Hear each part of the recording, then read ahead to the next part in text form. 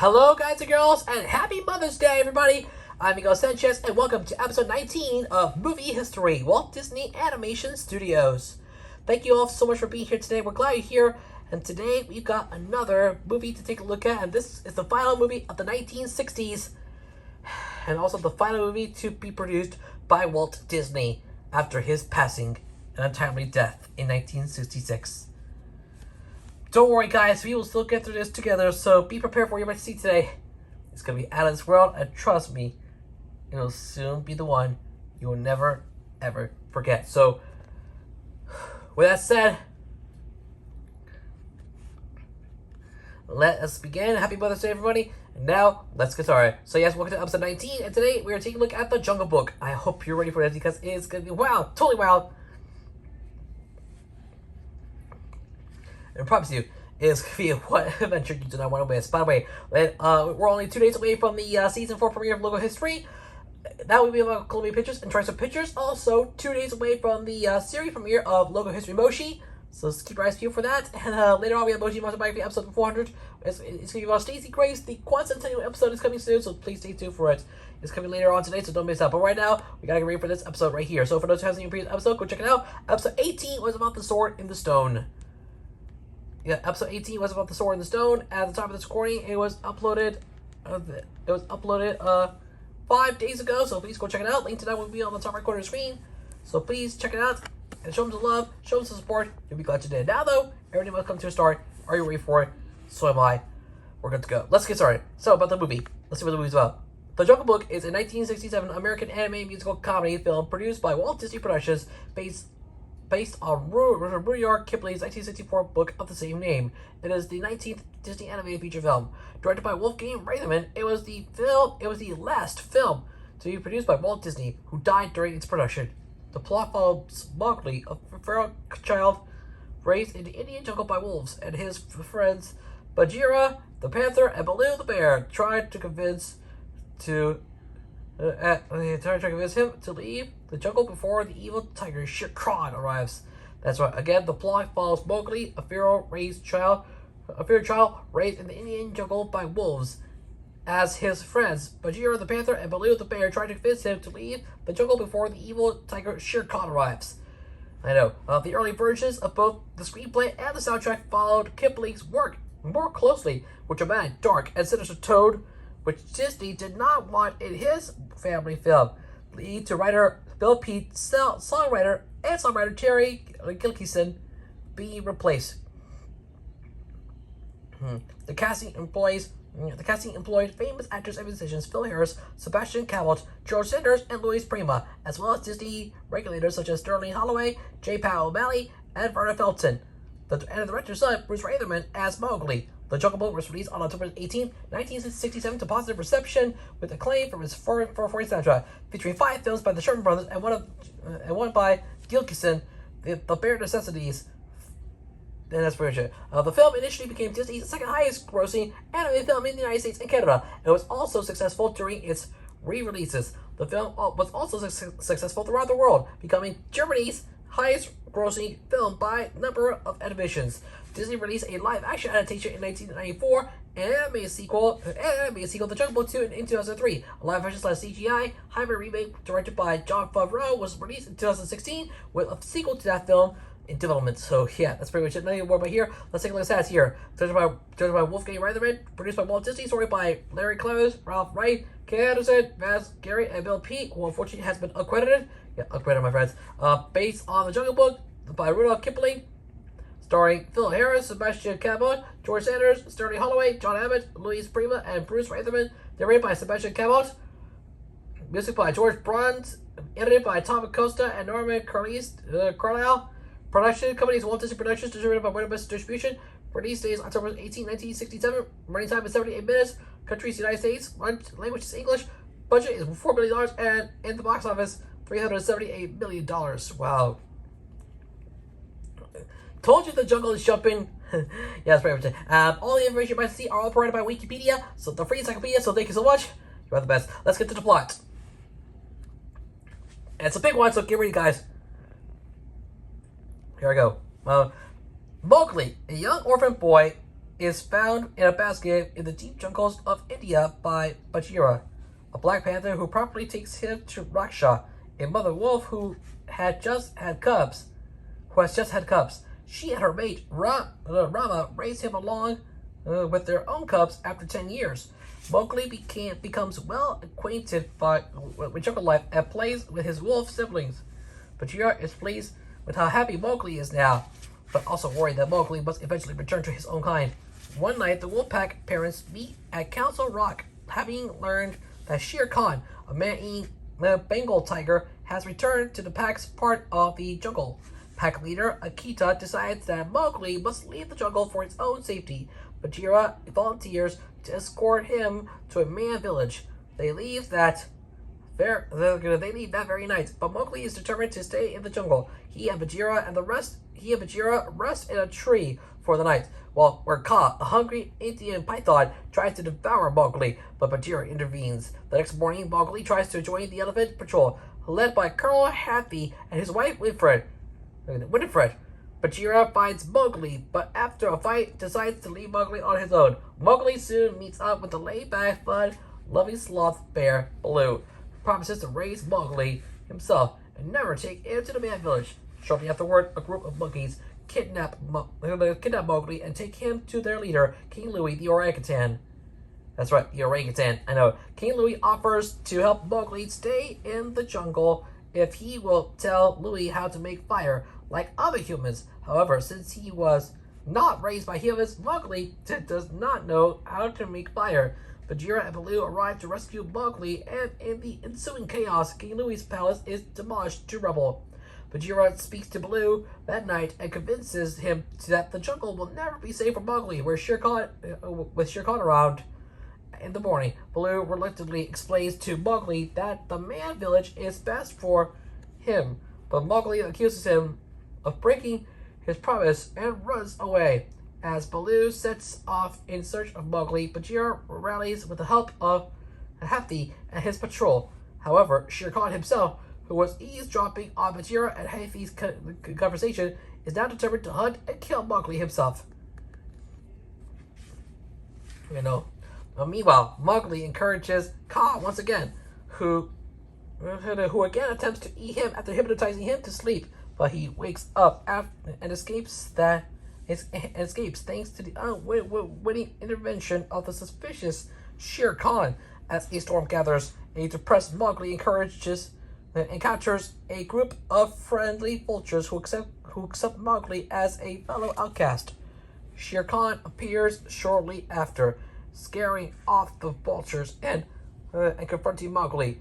Baloo rushes to the rescue and tries to keep Shere Khan away from Mowgli, but is nearly killed when lightning strikes a nearby tree and sets it ablaze. The vultures swoop in to distract Shere Khan, while Mowgli grabs a large flaming branch and ties it to the tiger's tail.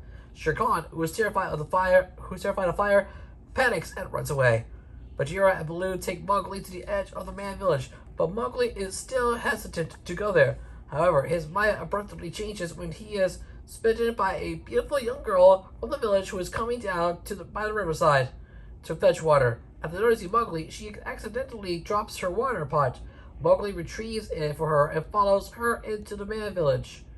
After Mowgli shrugs to Baloo and Bagheera to show up that he has made up his mind, chosen to go to the man village, Baloo and Bagheera decide to head home, content that Mowgli is safe and happy with his own kind. Man, that's a long plot! But man, we finally made it through. Man, that's a lot. Let's move on to the cast. Another big one, so get ready, guys. Bruce Reitherman as Mowgli, an orphaned boy, commonly referred to as Man Cub by the other characters. Reitherman is succeeded by Haley Joel Osment in the sequel, The Jungle Book 2. I know. I forgot to put it in italic text, but that's okay.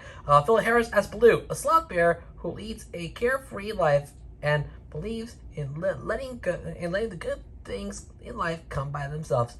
Harris is succeeded by John Goodman in the sequel. Sebastian Cabot as Bagheera, a serious Black Panther who is determined to take Mowgli back to the village and disapproves of Baloo's carefree approach to life. Cabot is succeeded by Bob Jones in the sequel. Louis Prima as King Louis, an orangutan who wants to be a human and wants Mowgli to teach him how to be fire. Louis does not return in the sequel, but he is briefly mentioned by Mowgli. I know.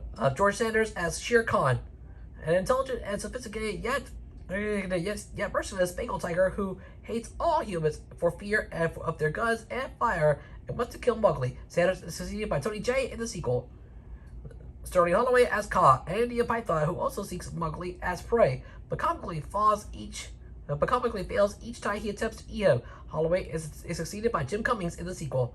J. Pat O'Malley as Colonel Happy in the Indian Elephant / Buzzy the Vulture. O'Malley is succeeded by Jim Cummings as Happy and Glenn Bennett as Buzzy in the sequel. So but in the sequel, Jim Cummings voiced both Kaa and Colonel Happy. So keep that in mind. Verna Felton as Winifred, Colonel Happy's wife.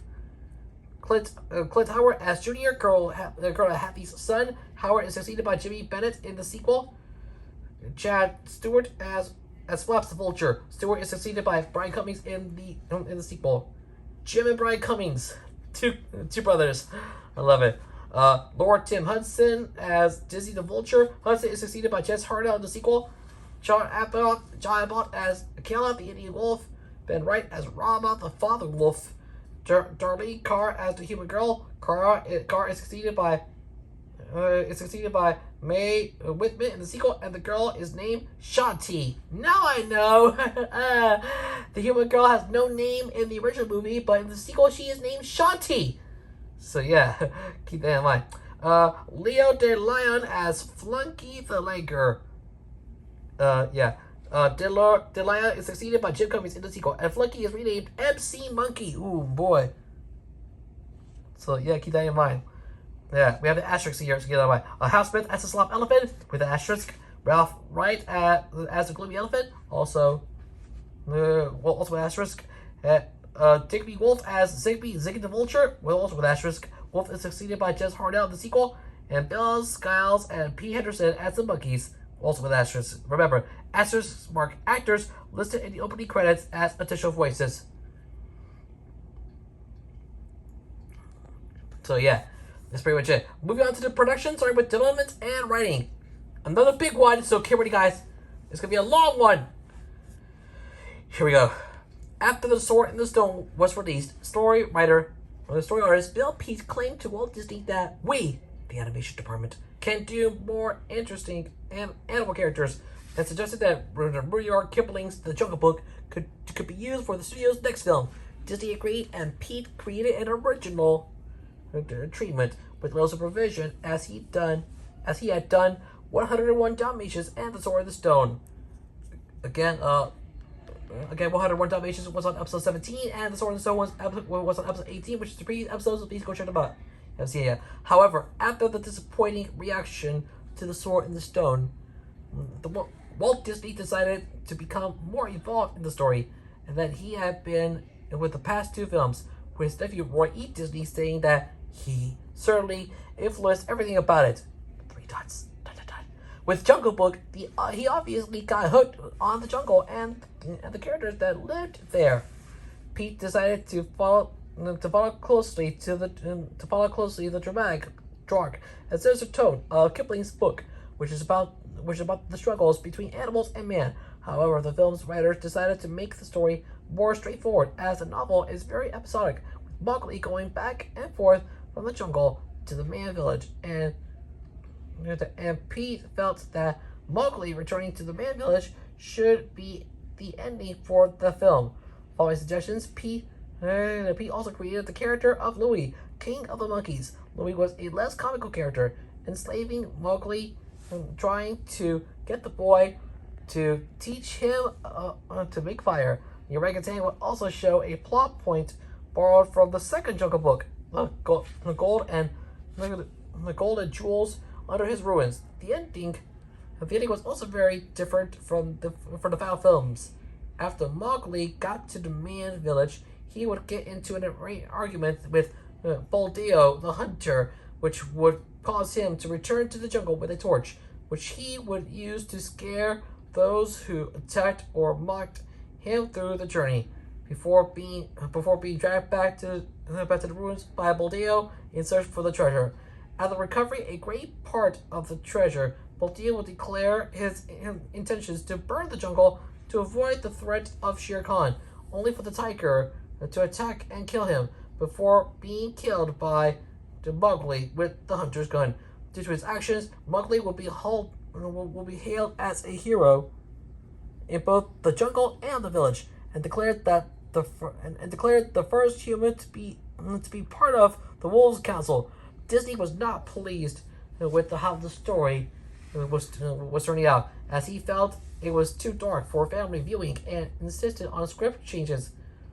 Pete refused, and after a long argument, Pete left the Disney studio in January 1964. Disney then assigned Larry Clemens as his new writer and one of the 4 storymen for the film, giving Clemens a copy of Kipling's book and telling him, "The first thing I want you to do is to not read it." Clemens still looked at the novel, and though it was too disjointed without continuity, needing adaptations to fit a film script. Clemens wanted to start in medias res, with some flashbacks afterward. But then Disney set to focus on doing the storyline more straight. Let's do the meat of the picture. Let's establish the characters. Let's have fun with it. Although much of Bill Pete's work was discarded, the personalities of the characters remained in the final film. This was because Disney felt that the story should be kept simple, and the characters should drive the story. No.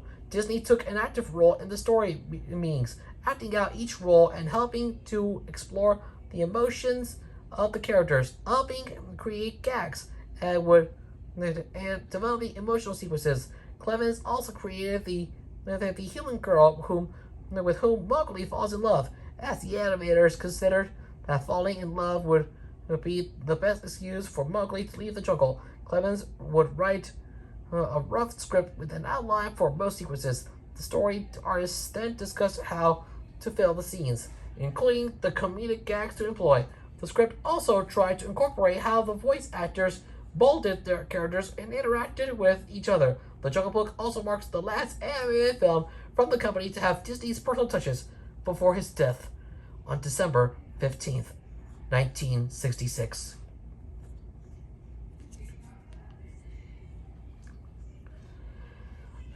Rest in peace, Disney. We're gonna miss you. Moving on to stay with production, we go to casting. Many familiar voices inspired the animators in the creation of the characters and helped them shape their personalities.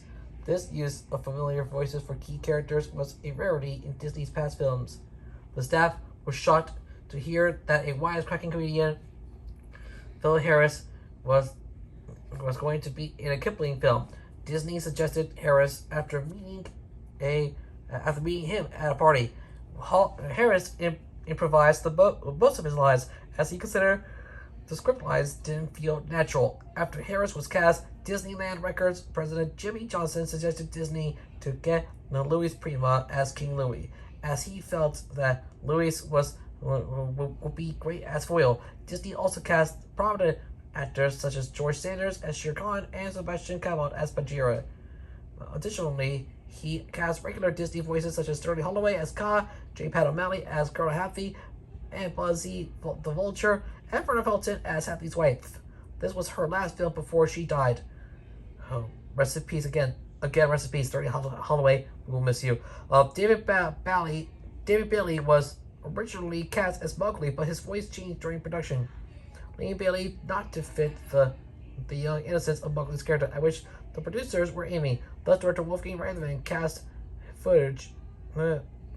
Thus, director Wolfgang Reitman cast his son Bruce, who had just voiced Christopher Robin in Winnie the Pooh and the Honey Tree. The animators shot footage of Bruce as a guide for the character's performance. Child actress Darlene Carr was going around singing in the studio when composers Sherman Brothers asked her to record a demo of My Own Home. Carr's performance impressed Disney enough for him to cast her as the role of the human girl. In the original book, the vultures are grim and evil characters who feast on the dead.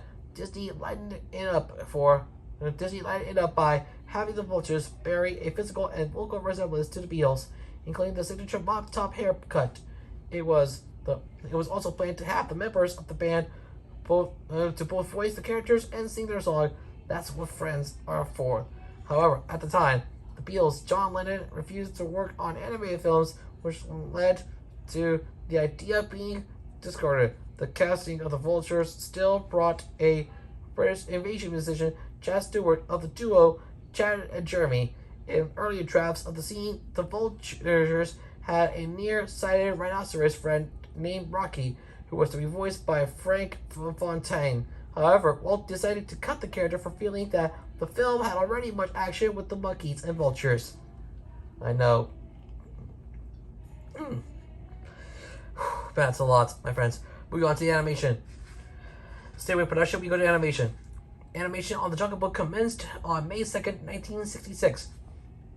While many of the later Disney feature films had animators be responsible for single characters, in The Jungle Book, the animators were in charge of whole sequences, since many have characters interacting with one another. The animation was done by Zoeography, which character design, led by Ken Anderson, employing rough, artistic edges in contrast to the round animals seen in productions such as Dumbo. Anderson also decided to make the Shere Khan resemble his voice actor, George Sanders. Backgrounds were hand-painted, with exception of the waterfall, mostly consisting of footage of the Angel Falls, and sometimes scenery was used in both the foreground and bottom to create a notion of death. Following one of Reitman's trademarks of refusing animation of his previous films, the Wolf Cubs are based on dogs from 101 Dalmatians. Animator Milt Kahl is based Bagheera and Shere Khan's movements on live-action felines, which he saw in two Disney productions, A Tiger Walks and the true-life adventure film Jungle Cat. Baloo was also based on footage from affairs, even incorporating the animal's penchant for scratching. Since Kahl had no limbs, his design received big expressive eyes, and parts of Kahl's body did the action that normally would be done with hands. The monkey's dance during I Wanna Be Like You was partially inspired by a performance by Luis Prima did with his band. Was partially inspired by a performance Luis Prima did with his band at Disney's soundstage to convince Walt Disney to cast him. and I love it. Moving on to the music. The film score was composed by George Bruns and orchestrated by Walter Sheets. Two of the cues were reused from previous Disney films. The scene where Mowgli wakes up after escaping King Louie used one of Baloo's, the ones that used one of Bruns' themes for Sleeping Beauty, and the scene where Bagheera gives an eulogy to Baloo when he mistakenly thinks that the bear was killed by Shere Khan, used J. Paul Smith's organ score from Snow White and the Seven Dwarfs, which I already talked about in the very first episode of this series, so please go watch it now. The score featured 8 original songs, 7 by the Sherman Brothers and 1 by Terry Gilkyson. Longtime Disney collaborator Gilkyson was the first songwriter to break several complete songs that followed the book closely, but Walt Disney felt that his efforts were too dark. The only piece of Gilkyson's work which survived to the final film was its upbeat tune, The Bare Necessities, which was likely by the rest of the film crew. The Sherman Brothers were then brought in to do a complete rewrite. Disney asked the siblings if they had read Kipling's book, and they replied that they had done so a long time ago, and that they also had seen that they had also seen the 1942 version by Alexander Korda. Disney said the nice, mysterious, heavy stuff from both the works was not what he aimed for. Instead, going for lightness, Disney touch. Disney frequently brought the composers to the storyline sessions. He asked them to find scary places and write fun songs for their compositions that fit in with the story and advanced the plot instead of being interruptive.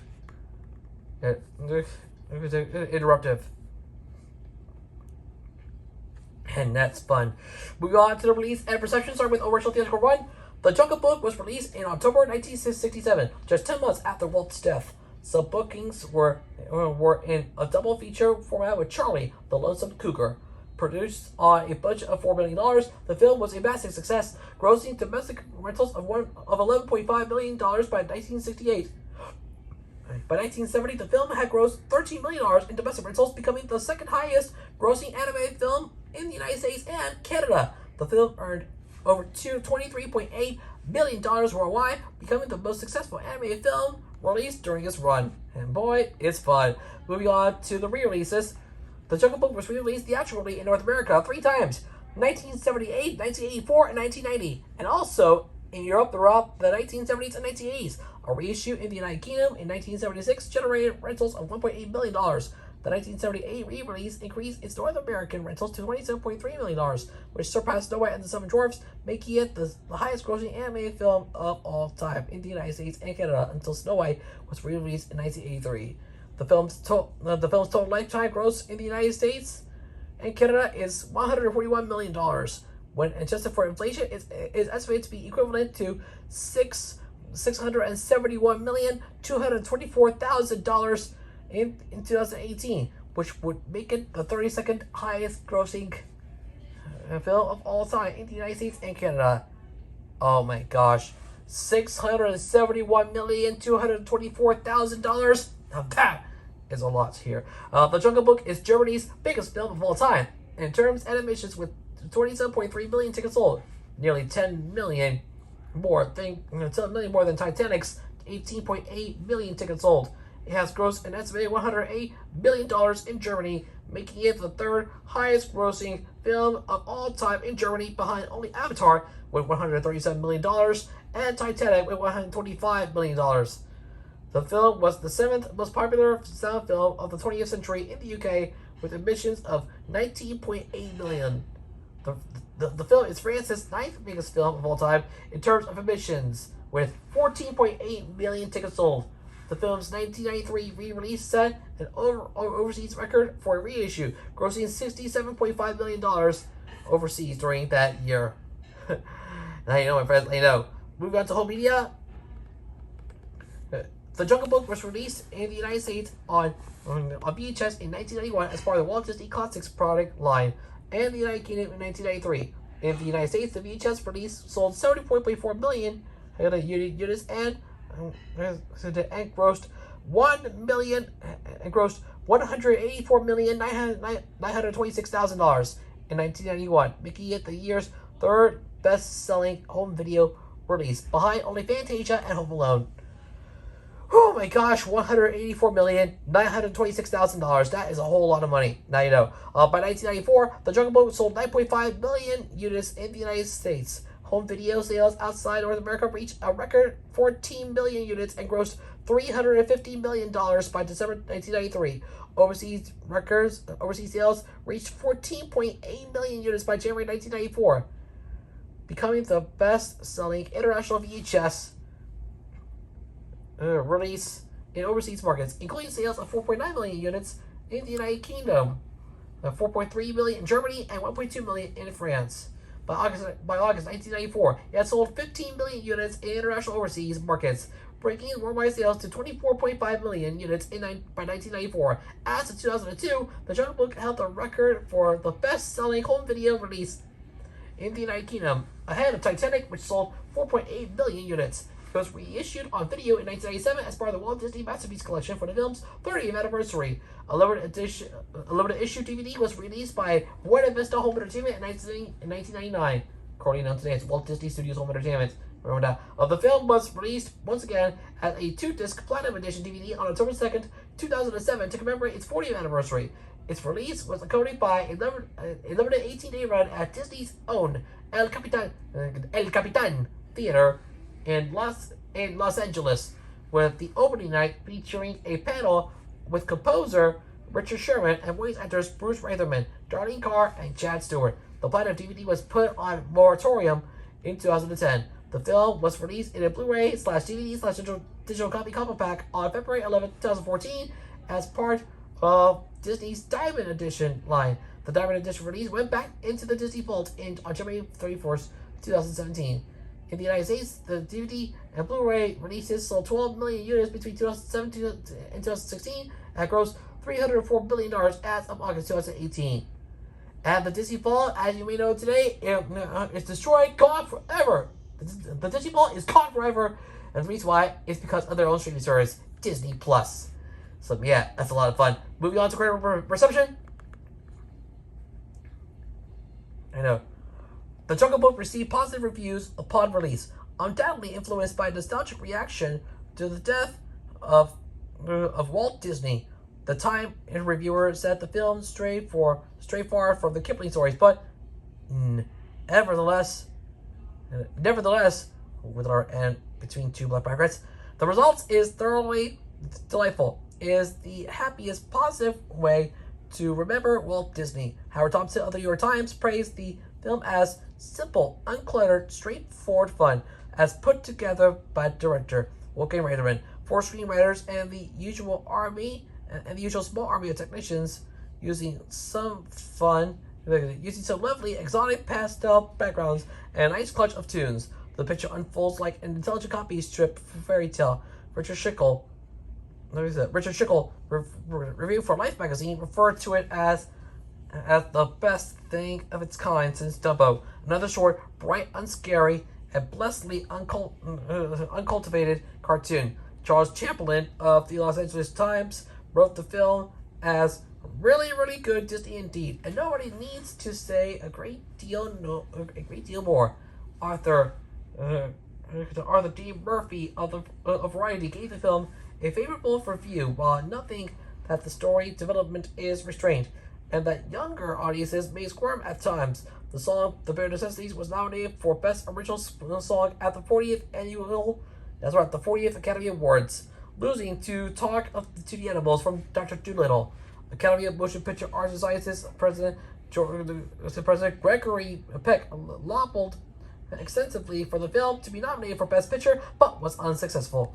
Retrospective reviews were also positive, with the film's animation, characters and music receiving much praise throughout the years. On the review aggregator website Rotten Tomatoes, the film received an approval rating of 80% based on 40 reviews, with an average rating of 7.19 out of 10. That's right, 7.19 out of 10. Keep that in mind. Besides critical consensus rates, with expressive animation, the film had its last theatrical re-release. Ken Tucker's of Entertainment. Let me try again. With expressive animation and fun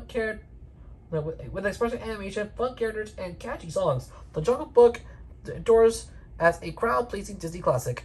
In 1990, when the film had its last theatrical re-release, Ken Tucker of Entertainment Weekly considered that The Jungle Book isn't a classic Walt Disney film on the order of, say, Cinderella or Pinocchio, but it is one of Disney's liveliest and funniest. Oh yeah. Cinderella or Pinocchio, you made the decision. Cinderella was on episode 12 and Pinocchio was on episode 2. Check out these two videos while you're at it. You haven't seen yet.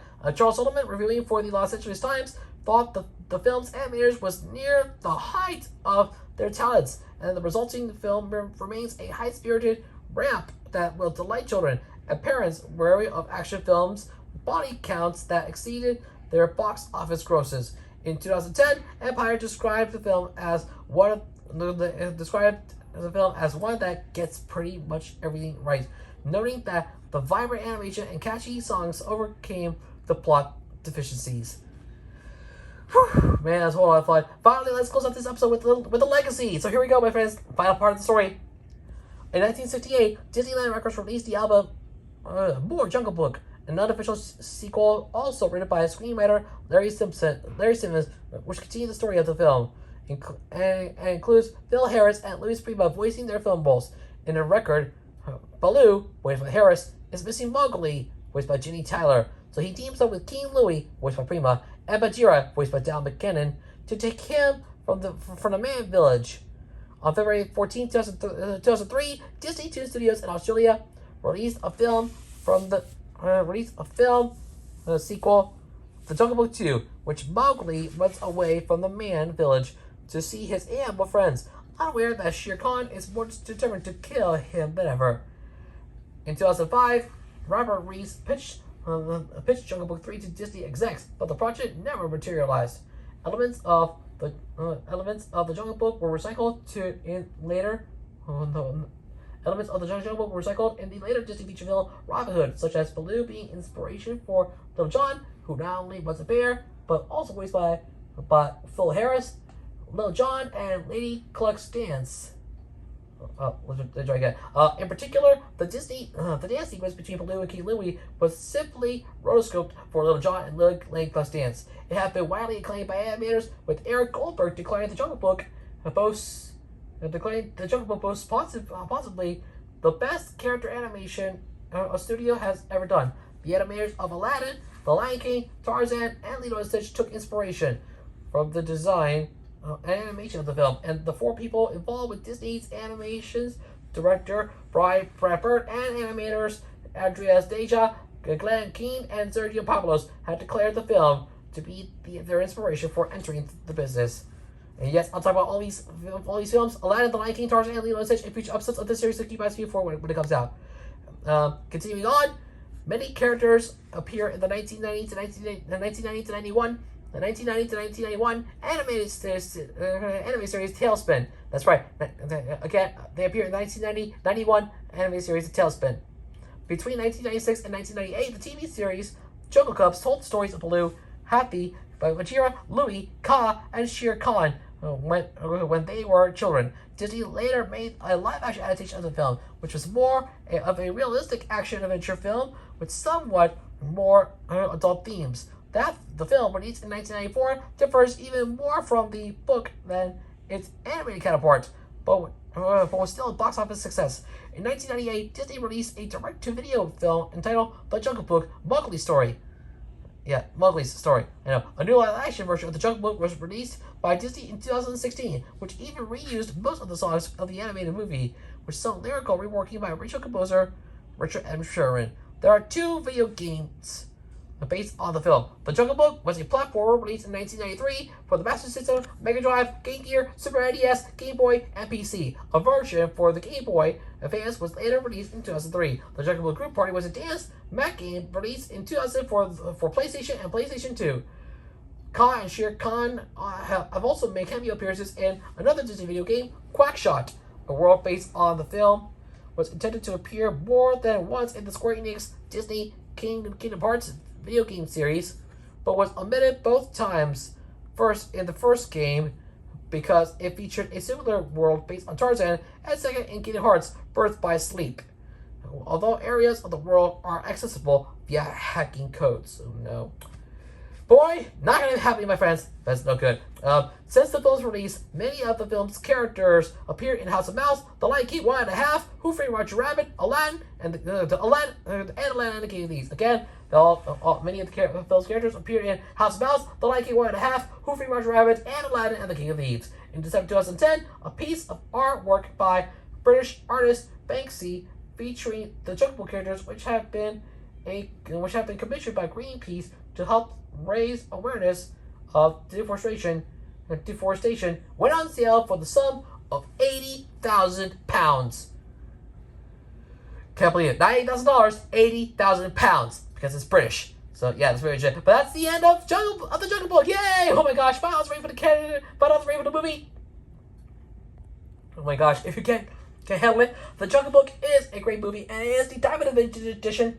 Despite it being the Diamond Edition of the movie, it is still a great movie to enjoy. So no doubt about that. No doubt in mind. I'm so proud about this. And you'll be glad you did it. So honestly, what's that? I'm rating The Jungle Book with a score of 8.5 out of 10. Great to amazing. Love it. Every single minute of it.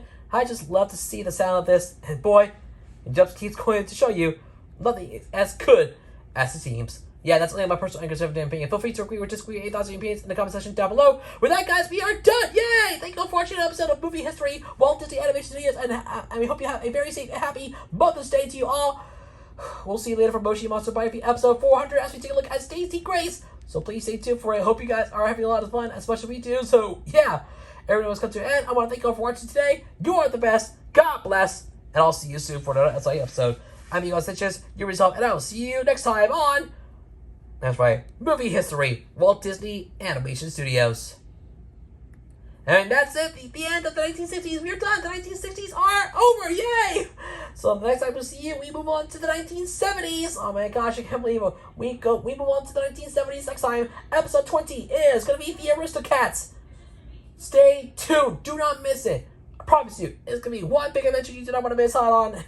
And boy, it will be a big one. So we will see you soon for episode 20 as we take a look at the Aristocats here on Movie History, Walt Disney Animation Studios. For now, thank you for watching. We'll see you on Moshi Monsters probably later on today as we take a look at Stacey Grace. The 400 episode series is coming your way later on today, so don't miss out. Yes, the Aristocats will be on the next episode of Movie History, Walt Disney Animation Studios, so please keep your eyes peeled for it when it comes out.